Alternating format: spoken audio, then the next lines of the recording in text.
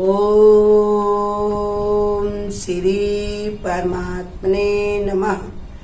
ओम श्री सत्य गुरुदेवाय नमः।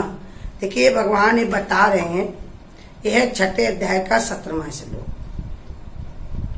पहले ये हो गए थे 15-16, अभी बता रहे 17वां कि दुखों का नाश करने वाला योग तो यथा योग आहार विहार करने वाले को, तक कर्मों में यथा योग चेष्टा करने वाले को, और यथा योग सहन करने वाले को तथा जागने वाले को ही सिद्ध होता है। जिस दुखों का नाश, ये जो हमको ये संसार में आना क्या है, ये दुख ही पाना है। ये संसार का नाम ही है दुखालय। हम लोग ढोलक बजाते हैं, खुशियां मनाते हैं, लेकिन ये संत महात्मा यही बताते हैं, जितना सुख मानिया उतने हुए रोग। जितने ही दुख है उतने ही परेशानियां हैं, जाने का आने का। कोई भी चीज में अगर हमने मन लगाया तो वो हमारे दुख का ही कारण बनेगा।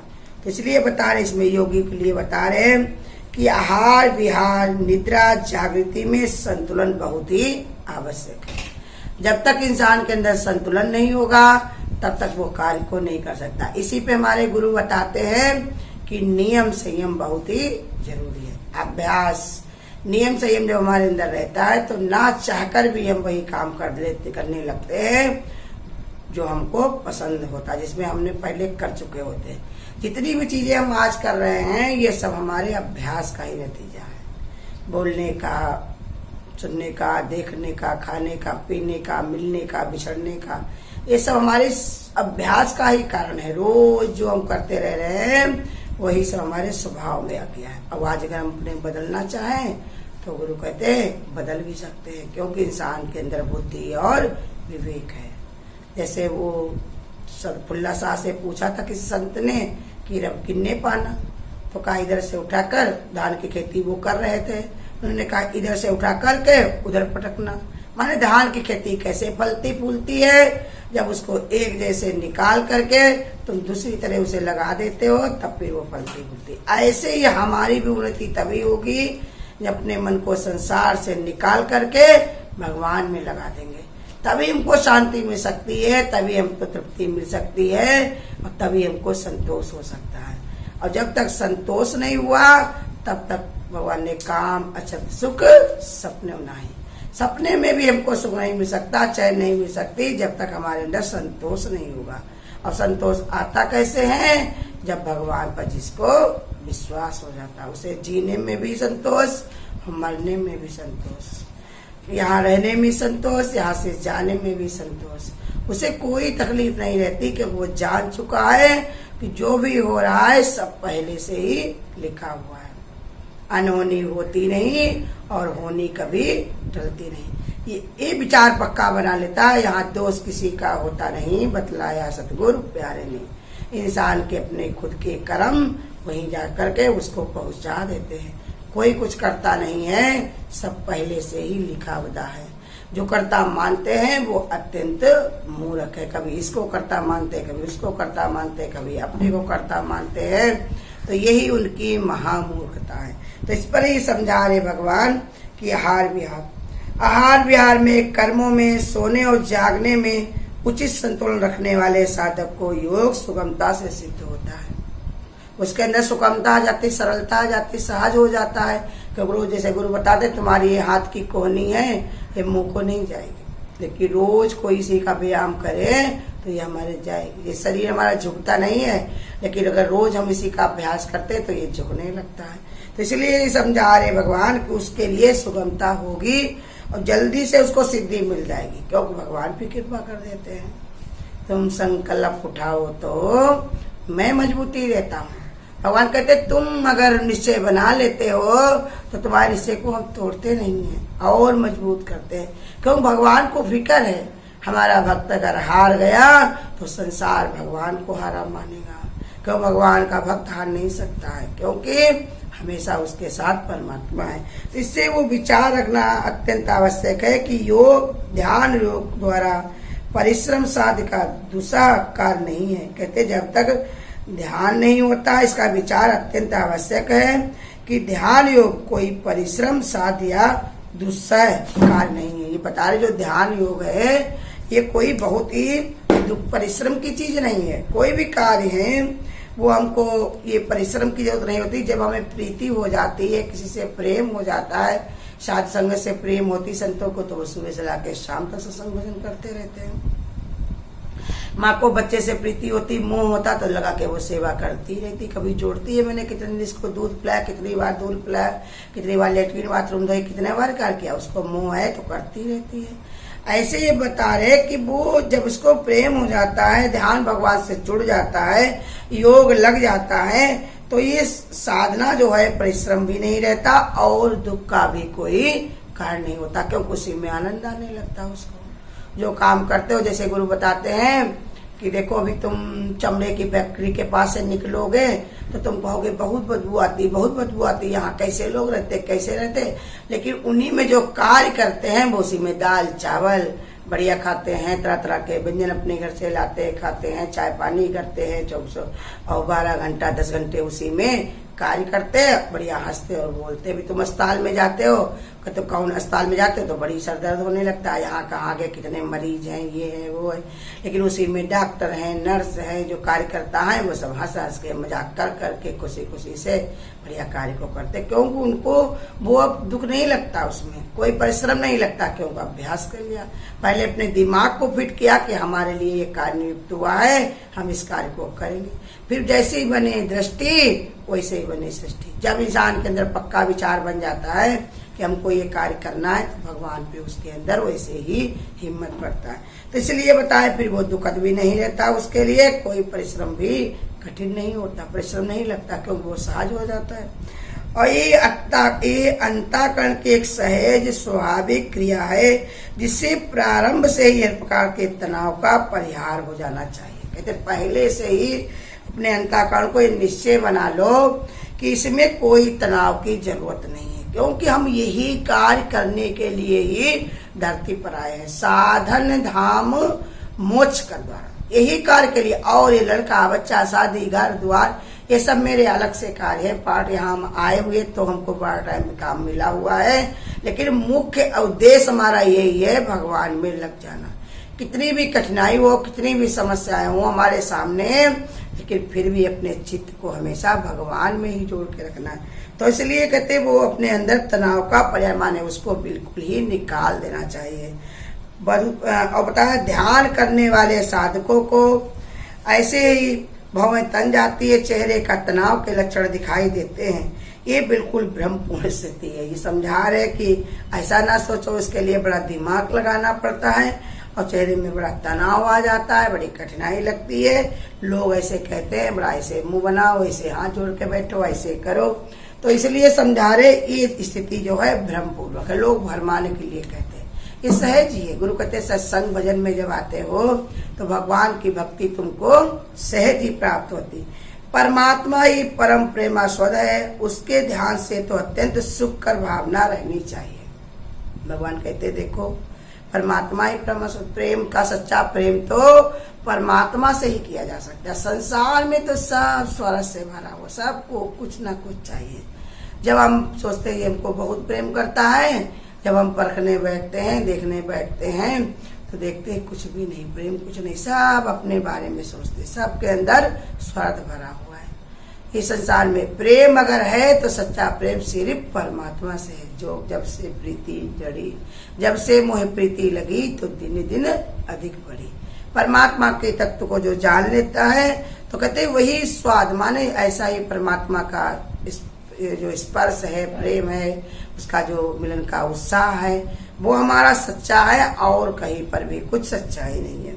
मन में अत्यंत उल्लास होना चाहिए, खुशी होनी चाहिए कि हम कितने किस्मत वाले हैं। हमारी किस्मत सोने के कलम से लिखी गई। गुरु कहते हैं जिसकी भगवत बुद्धि बने उसके जैसा संसार में कोई भाग्यवान नहीं है। जिसको साध संगत मिले उसके जैसा कोई भी मुकद्दर वाला नहीं है। जिसको निष्कामी ऐसे गुरु मिल जाए उसके भाग्य को उदय होने में कोई देर नहीं है। संतों के सगलागरी तेरी अच्छी बनेगी। तो इसलिए बता रहे भगवान अब उसके अंदर उल्लास होना चाहिए, खुशी होना चाहिए कि देखो हमारा ये मनुष्य का शरीर मिला, कितनी भगवान की कृपा। इसको पाने के लिए कितने जन्म से हम तरस रहे थे, कीड़े मकोड़े कितनी योनियां हम ले चुके हैं। ये मनुष्य शरीर पाने के लिए कितने दिन से हम भरम रहे थे, तो आज गुरु ने, भगवान ने हमारे पर कृपा की तो ये मनुष्य का शरीर दे दिया। ऐसे सच्चे निष्कामी गुरु का मिलना बहुत कठिन। संसार के गुरु तो सब कैसे है, बकरी गुरु, वो सब जिस बकरी जैसे जिसमें बांधी जाती है उसी को खाती है। ऐसे संसार में सब ये जमा करो, वो जमा करो, यहाँ पर ये पीस दो, यहाँ पर वो दो। गुरु कहते हैं ऐसे हमारे गुरु निष्कामी मिलना बड़ा ही कठिन है। गुरु हमारे कहते हैं जो क्या लेगा तो देगा क्या। जैसे पहले ही मन जिसका पड़ा हुआ लेने का, तो वो हमको वो कुछ दे नहीं सकता। वहां पर आशा लगाना बड़ा ही कठिन है। देने वाला तो दातार होता है, परमात्मा जो आज तक कभी सामने तक नहीं आया, सीधे उसने कह दिया ये तुम्हारा अपना भाग्य। जैसे हमारे गुरु कहते हैं कि वो मेरे सतगुरु, दयाल सतगुरु, क्या तुमने हमें नहीं दिया। और अटूट खजाना दे करके कहते हमने कुछ भी नहीं दिया। कहते तुम्हारा प्रेम था, तुम्हारा प्रारब्ध था, तुम्हारा भाग था, तुम्हारी मेहनत थी, वो तुम अपना लेकर के गए। हमारे पास तुम्हारी धरोहर थी, हमने अपने पास से कुछ नहीं दिया। आज सत्संग भजन का भी जो आनंद है, किया तो अपने लिए ही जाता है, लेकिन कितने लोगों को सुख मिलता है, ये पुण्य की अपनी भाग्य है। जैसे अब घर में परिवार में कोई एक कमाता है, मेहनत करके नौकरी चाकरी कर लेता है, तो वो उसी का भाग थोड़ी रहता है, सबसे जुड़ा रहता है। संसार में जो ज्ञानी होता है वो कहता तुम्हारे ही भाग से सब कुछ हो रहा है, लेकिन अज्ञानी होता तो उसके अंदर यही अज्ञानता भरी रहती है कि मैं ही करता हूँ, मेरे पास बड़ा। तो कहते करता सो भरता, वही जन्म में उस पड़ता, वो अति का दुख पाता है। कर्तापन ही दुख का बहुत ही कारण है। तो इसलिए समझा रहे भगवान कि ज्ञानी के अंदर उल्लास होना चाहिए कि हमारी किस्मत सोने के कलम से लिखी गई है। इस प्रकार के साधक के लिए ये योग सारे दुखों का नाश करने वाला सिद्ध होता है, क्योंकि ये जब साधक के अंदर ऐसे विचार हो जाता है कि परमात्मा की तरफ हम चले जा रहे हैं, भगवान अपनी तरफ हमको खींच रहा है, तो अब हम संसार में आने वाले नहीं हैं। ऐसे गुरु पा करके अब हमको बार बार जन्म मरण में नहीं आना, क्योंकि हमारे गुरु कहते हैं कि तुम हमारे इशारे से, हमारे अनुभव से, हमारे विचार से आगे बढ़ते आओ, हम तुमको मुक्त करके ही छोड़ेंगे। क्योंकि ये मुक्ति का साधन हमारे पास है, वो तुम हमसे ले लो। हर समय परमात्मा की भक्ति में, अठों पैर भगवान की समाधि में, योग में रहो।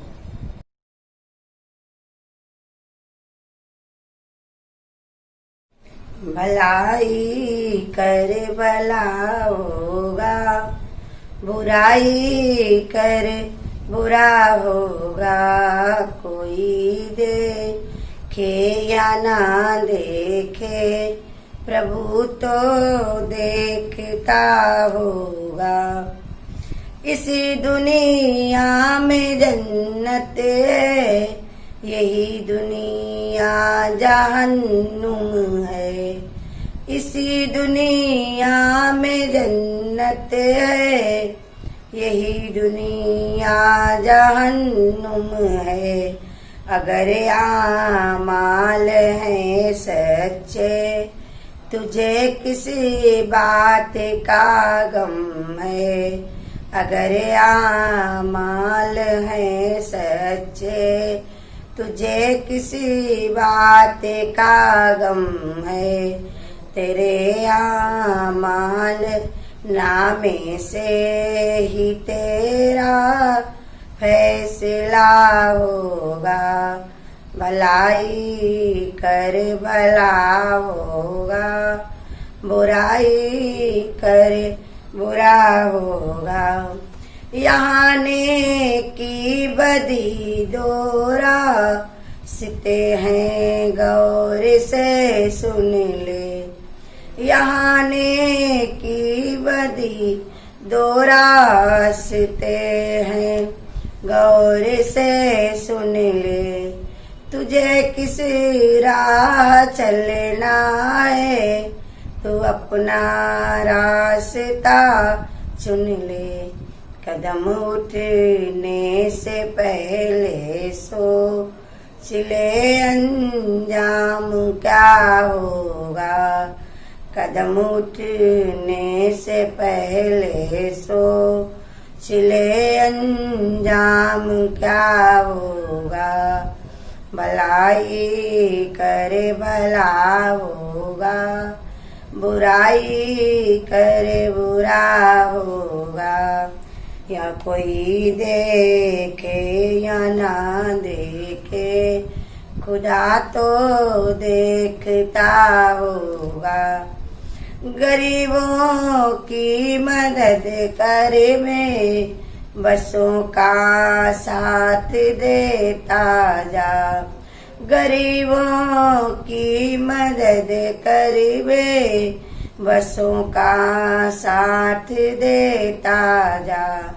ये सौदा नगद है इस हाथ ले उस हाथ देता जा। ये सौदा नगद है इस हाथ ले उस हाथ देता जा। वही काम आएगा तेरे जो तूने दे दिया होगा। वही काम आएगा तेरे जो तूने दे दिया होगा। बुराई करे बुरा होगा, भलाई करे भला होगा। कोई देखे या ना देखे, प्रभु तो देखता होगा। हरि ओम। अगर आपको आज की वीडियो अच्छी लगी हो तो वीडियो को लाइक और शेयर करना ना भूलें। आगे की वीडियोस देखने के लिए चैनल को सब्सक्राइब करें और नोटिफिकेशन